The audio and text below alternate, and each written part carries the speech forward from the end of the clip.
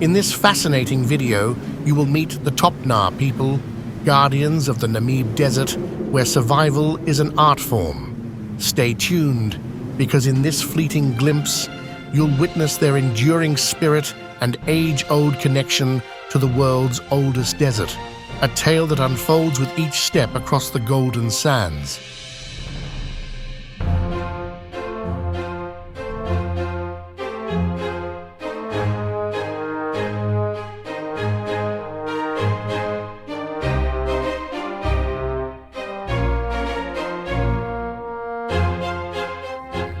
My dear friend, welcome to the Namib Desert, known as the oldest desert in the world, a place where many have lost their lives, a place where only the toughest will survive.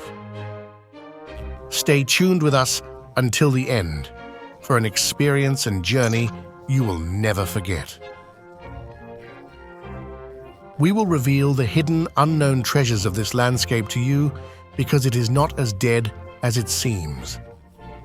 This is a barren landscape, desolate to the naked eye, but if you look closer, you'll find a hub of fascinating wildlife and prehistoric plants.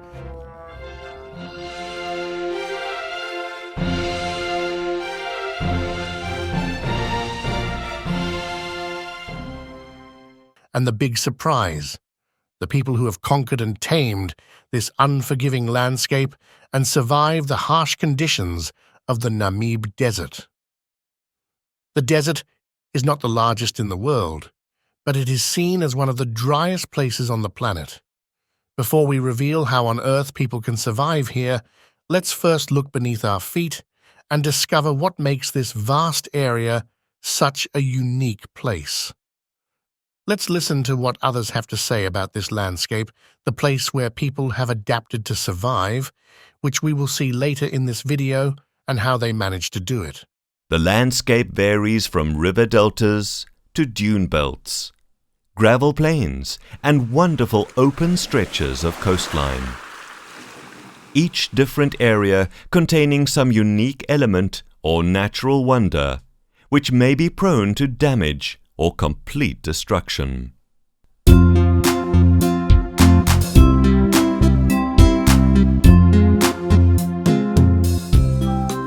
The Namib Desert has fascinated scientists and the general public for many decades.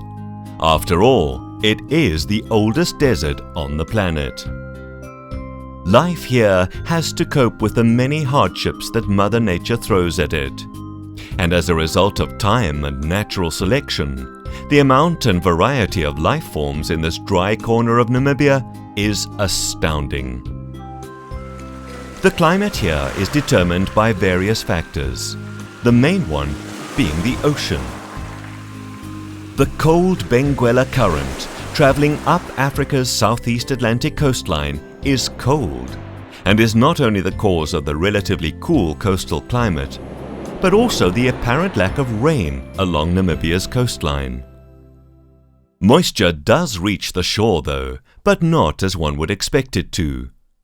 For at least 2/3 of the year, moisture rolls in from the ocean as fog.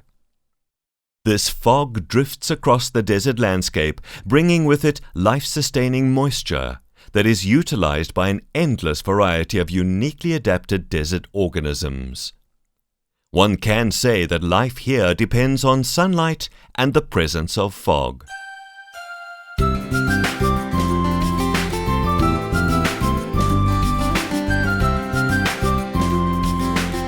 Although larger life forms are relatively scarce, it is the little creatures that make up the massive number of life forms for an arid area such as the Namib Desert.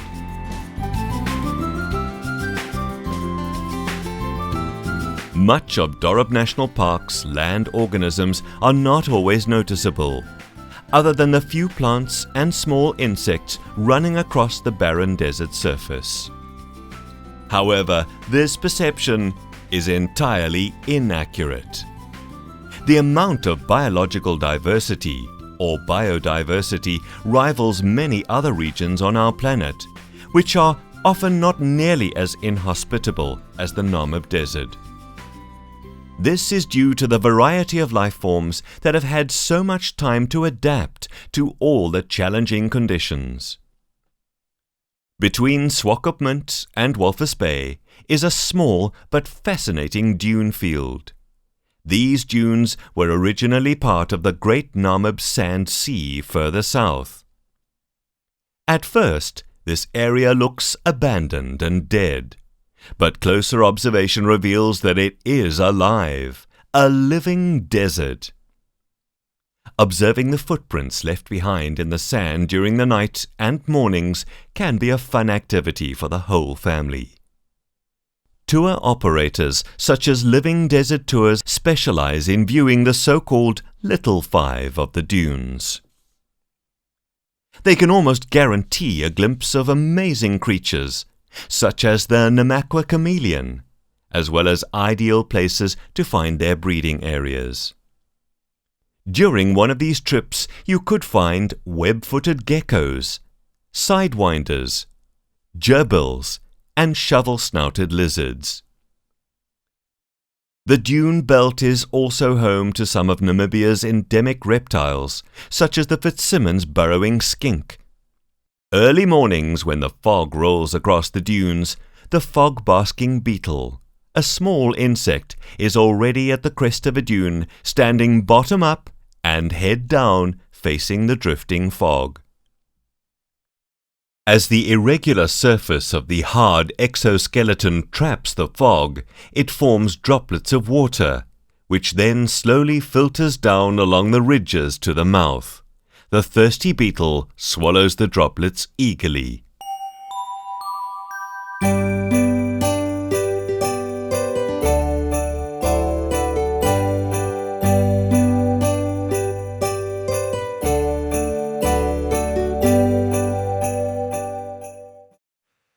And this is just the tip of the iceberg, not that you will find any ice here. The dunes are inhospitable. But to understand more about what the inhabitants of this area have to endure, we must look at the dunes as well, because, as we will see later, they find some of their food in the dunes.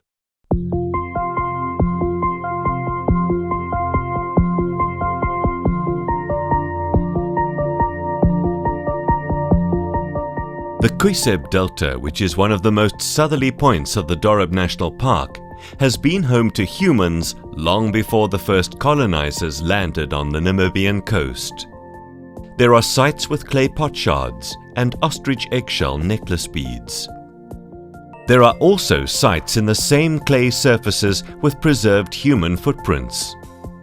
These were most likely from the early Nara melon harvesters, the ancient Topnaar People. A cultural visit to villages in the vicinity of the Kusebriver will be a great chance to learn more about what life would be like if living in close contact with the desert. The Topnaar people have built a rich cultural history of goat and cattle farming, as well as harvesting melons from the Nara plants.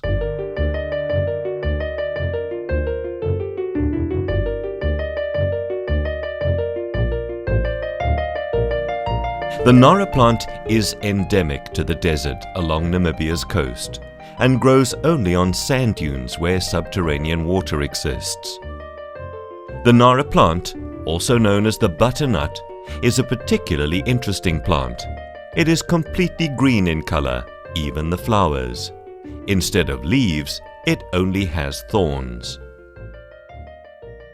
The use of the thorns is to help deter herbivores, while at the same time shade the interior of the plant to reduce water loss. Once a year, the Nara plant produces a crop of round, spiky fruits the size of a papaya, and is harvested by the Topnaar people. These fruits are highly nutritious and, quite remarkably, have sustained the Topnaar people for centuries.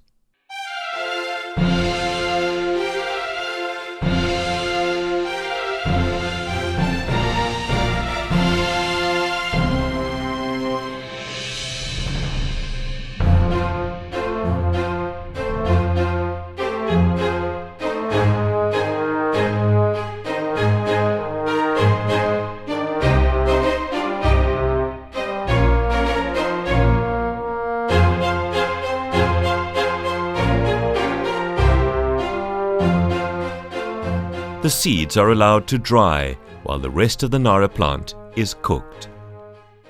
Nothing is wasted, and animal as well as humans share in this delicacy. The dried seeds are bagged for sale in the town or used for their own use. They are considered to be a bit of a delicacy and can be nibbled on as they are, or even roasted and salted. The life of the Topnaar people is a way of life which most visitors cannot imagine. Yet it is amazing what the Topnaar folks have achieved with limited resources at their disposal.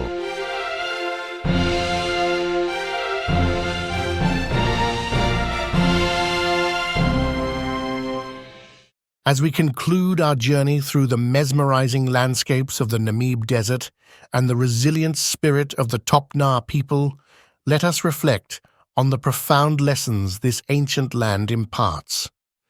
In the face of adversity, life persists, adapts, and even thrives.